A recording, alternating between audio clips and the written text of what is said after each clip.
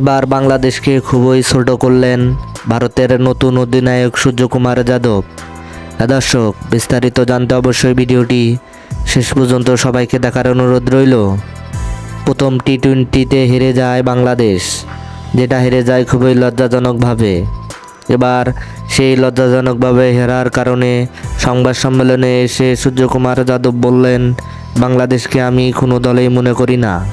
বাংলাদেশ খুবই একটা ছোট দল, তাদের সাথে খেলে কোনো মজা নেই। আমরা অবশ্যই পাকিস্তানের সাথে খেলতে চাই, কারণ পাকিস্তানের ভয়ঙ্কর ব্যাটার এবং বোলার রয়েছেন।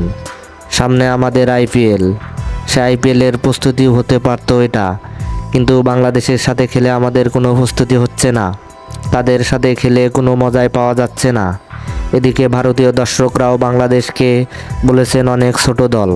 এদিকে নাজমুল হোসেন শান্তর অধিনায়কত্বে বাংলাদেশ টি-20তে খুবই একটা বাজে দল, তাই শান্তকে অধিনায়ক হিসেবেও পরিবর্তন করা দরকার।